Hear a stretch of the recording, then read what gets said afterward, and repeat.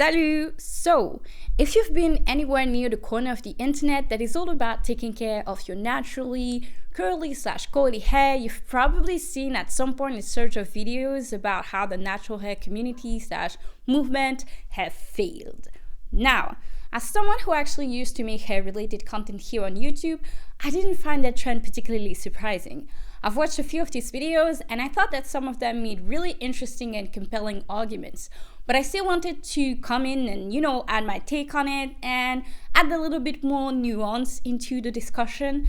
And I know that it might sound a little bit hypocritical given how dramatic the title of this video is, but yeah, that's really what I'm trying to do here. So yeah, let's talk about it. How and why did the natural hair community/movement die? And obviously, who's responsible for that death?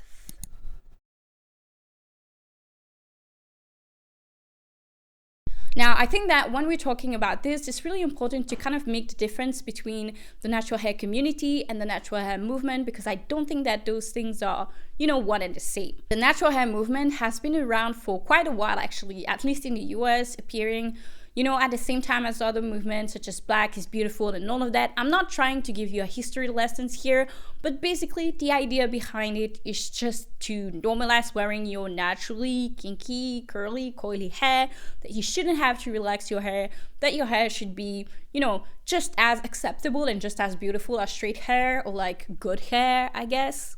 On the other hand, the natural hair community is something that is way more recent, that has really gained traction with the rise of the internet and obviously of social media. So the natural hair community was basically there just so that people could, talk about taking care of the natural hair, commiserate, because sometimes taking care of your natural hair can be a little bit overwhelming, and share tips, advice, recommendation, etc. So the natural hair community was really born out of the natural hair movement to support it, to spread the idea in a way, and also to offer a place where people could just support each other. So actually, if you think about it this way, with the natural hair community being kind of a vessel for the message of the natural hair movement, I don't think it was that unsuccessful, because the message did get spread. I mean, most, if not all of us at this point are kind of aware that we don't have to relax our hair if we don't want to, that we have that choice, that we can wear our hair natural if we want to. And I think that giving that choice to people is actually really, really important. It's a critical thing. I can talk about this with my personal experience. I mean, when I was younger, I really thought that once I grew up, I would have straight hair. And I thought that because everyone around me had straight hair, from my mom to my aunties to the celebrities that I saw on TV. So it was just, obvious to me that at some point my hair would become straight. And then when I learned about relaxers, I was like, oh, okay, this is the way. This is just something that you have to go through at some point. So I will get my hair relaxed, and maybe I'll put a weave on top of it just to make sure that it is really extra straight, But then I discovered the universe of the natural hair and I was hooked. I started talking about it to my sisters, to my mom, to everyone around me. And once I ran out of people to try and preach to about the natural hair movement and everything around it, I started a YouTube channel. So again, I think that giving that choice to people is really, really important. Now, can I say that the natural hair community, because this is really what I want to focus on in this video, was a resounding success? No, I would be lying if I told you that.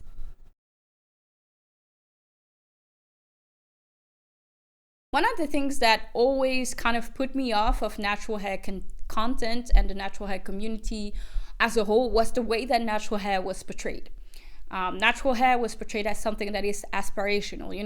Your natural hair should always be exceptionally beautiful. It should be slicked down. You shouldn't have a hair out of place. It should be shiny, well-defined at all time. Now, I don't want to say that it is a bad thing to kind of show the potential of your natural hair, to show that it can be versatile, that you can do a lot with it. I think it's good for certain people to be reminded of that from time to time, especially when you get, really frustrated with your hair. But at the same time, I feel like it really kind of normalized this idea that natural hair should be a lot of effort, that it should be a lot of time, a lot of money that you spend into it, because it really has to look a certain way. Now, I do think that that idea also stems from the general culture that we as Black women have, that we need to spend a lot of time, money, efforts into beauty to be presentable.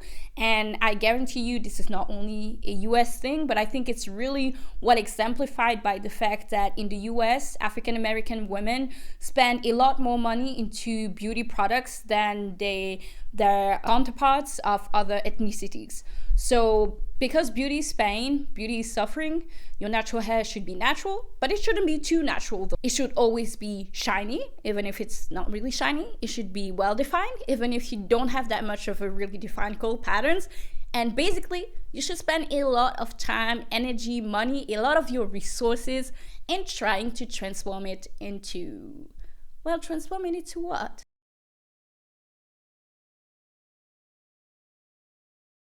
Now, before I go and start talking about what I call in my head the 3 hair type invasion, I just want to talk a little bit about the hair typing system and how actually useless that thing was. First of all, most of us have different hair textures on our head, so it's really hard to say that you are just that type or that type. Second of all, I think there was never a real consensus for what 4C hair is supposed to look like, and I actually don't foresee this changing anytime in the near future. So yeah. Then third of all, I think that for a lot of us, the hair typing system was a way to kind of find content from people who had what looked like similar hair that you could relate to, so that maybe if they use products that work on their hair, maybe it might work on your hair too, but a lot of the time it doesn't really work like that. In general, you can look at other factors that will be way more instrumental in trying to find exactly the kind of products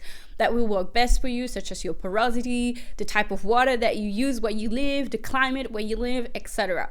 So basically, it wasn't that useful, but we just fell for it. We were hooked. And it became a really, really important tool that a lot of people would use while making their content online. Some of them not having 4C type of hair, not having 4 type hair, but that would display it as so that would attract a certain audience of mostly women with generally 4 type hair, 4C hair, who actually form a good part of the natural hair community, who would look at this content because they were trying to emulate it, to have hair that would look like that. And then once you would have someone who would point out that this is not 4 type hair, this is not 4C hair, that person would sometimes just respond by saying something like, oh, but if you use this kind of product, your hair too can be like this. Or, they would even have some people that would come to their defense and be like, your hair doesn't look like this because you don't take care of it properly because it's not moisturized. So, way to shame people for the type of hair that they have. Yeah.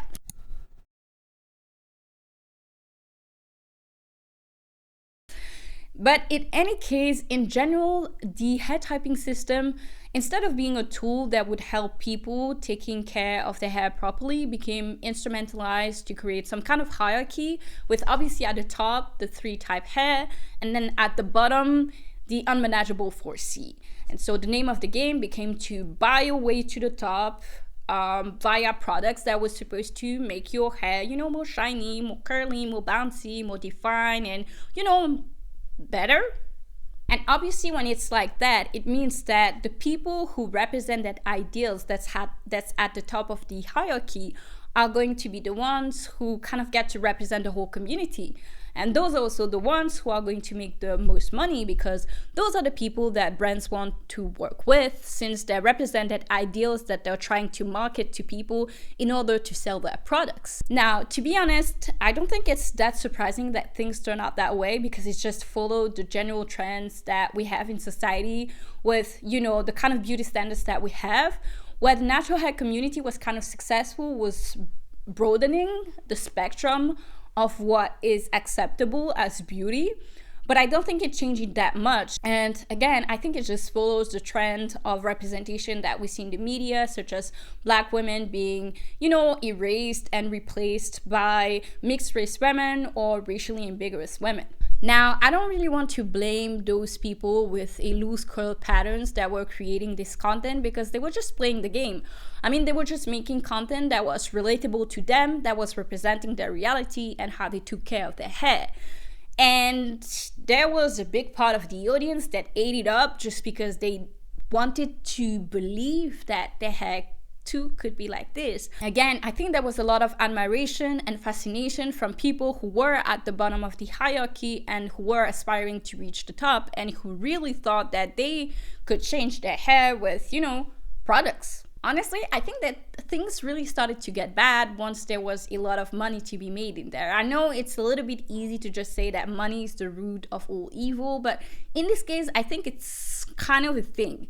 I mean, it was good in a sense, because since there was money, you had more companies coming in and creating more products, which meant a lot more choice for all of us, which is great. But at the same time, it also meant, promoting this unobtainable ideal and then pushing products for people to maybe reach it, even if they, just could not. And obviously, this is not something that is particularly unique to the natural hair market. I mean, this is just the beauty market in general.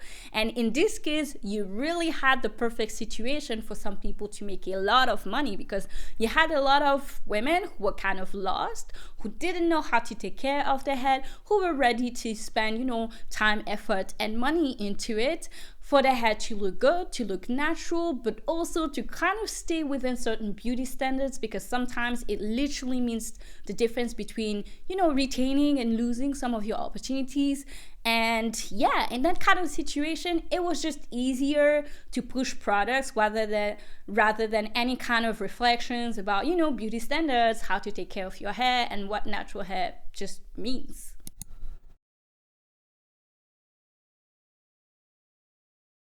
So yeah, where does that leave us exactly? Does that mean that the natural hair community is dead? I don't really think so. I mean, it comes and goes, it's cycle, it goes up and down. It's kind of like any trend or community. At some point, the beauty community or the makeup community on YouTube was huge, and now it's not. So I think it's kind of the same for the natural hair community. But I do want to say that it wasn't all that bad, actually. Like I said, first of all, it gave to a lot of people the choice and the option to take care of their natural hair, or at least made them realize that they had that choice. And then second of all, I kind of do see still a change in the approach that some people take to natural hair and natural hair content. A good example would be a while ago, YouTuber and TikToker Lip Gloss showcasing how she was basically trying to take care of her hair, in its shrunken glory, not trying to do too much with it, not trying to transform it into something that it wasn't, and just talking about learning to accept it for what it is. So I think that's great, and maybe we will have more content going into that direction going forward.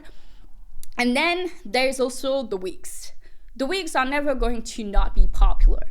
I think that it's very normal that people wear wigs, because sometimes just taking care of your hair is tiring.